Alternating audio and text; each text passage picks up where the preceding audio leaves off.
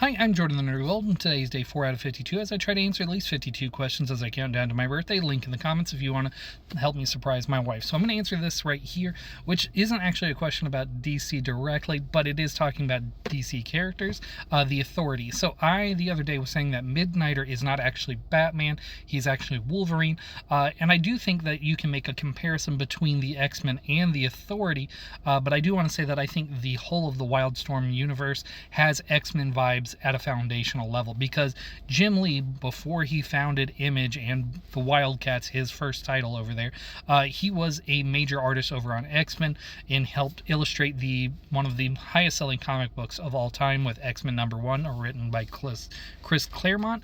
So I do think he was trying to continue some of his work, this vibe, the ideas over in Wildcats, but instead of it being mutants, they're like half alien and stuff, which I've never fully read that part of Jim Lee's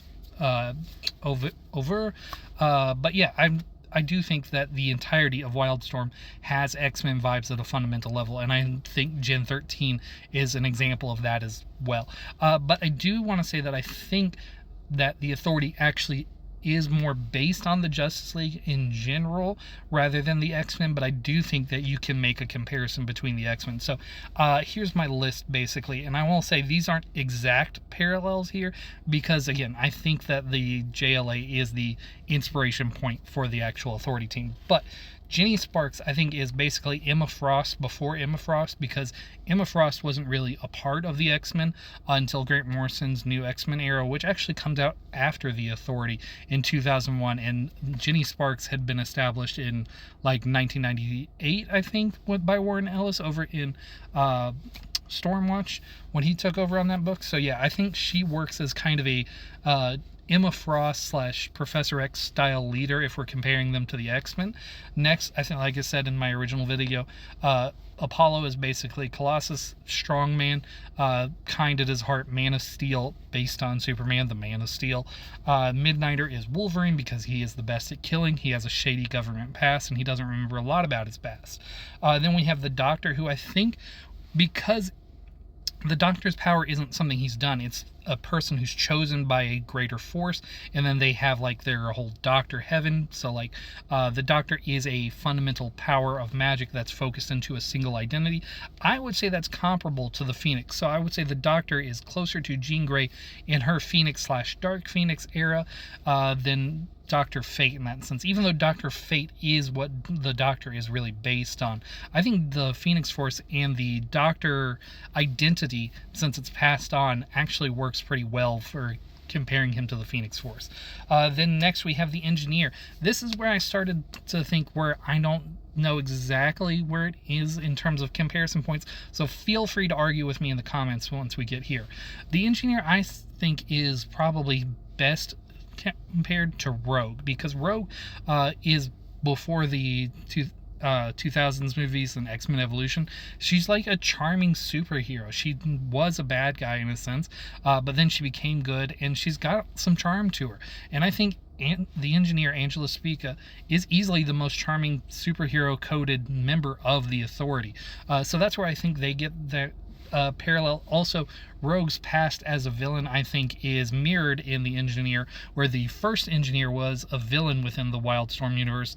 Well, I guess villain is debatable in that moment, but if you've read Change or Die, you'll understand there. But within the story world, he is considered a bad guy there, so I think that's kind of where they mirror each other too. Next we have Jack Hawksmoor.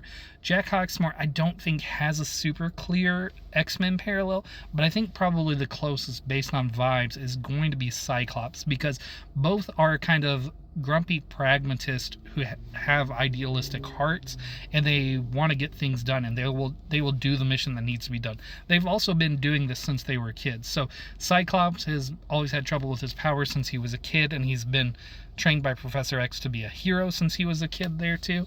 And then we also have Jack Hawksmoor, who's not been a fighter his entire life, but he has been changed by aliens since childhood. So there's similar kind of traumas going on in their early progress as people. And then finally we get to Swift, and I didn't really have a good answer here. So yes, definitely tell me who you think Swift is a better parallel to, but I think the best parallel here is Psylocke, in the sense that Both of them are not the most powerful members of their team in their respective categories of abilities that they're known for. So, like, Apollo can fly much faster than Swift. She's not the strongest on that front. But I do think Psylocke is probably the best on that front, because neither one of them wants to be killers, but they're willing to kill to do what needs to be done. And I would say that earlier Psylocke than later Psylocke, because I think later Psylocke becomes more okay with killing as time goes on.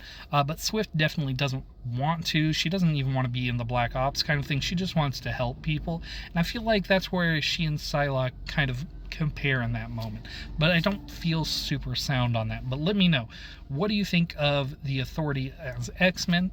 Oh, I will say before I forget, the Authority as X-Men work really well because the X-Men are kind of the revolution presenting part of the superhero metaphor, and I think the Authority are directly a revolution within the world of the comics themselves. So I think they parallel each other on that front too. But yeah, I will say, let me know on from the Engineer, Jack Hawksmoor, and Swift, who do you think work better as parallels on them for the X-Men compared to the Justice League? Thank you.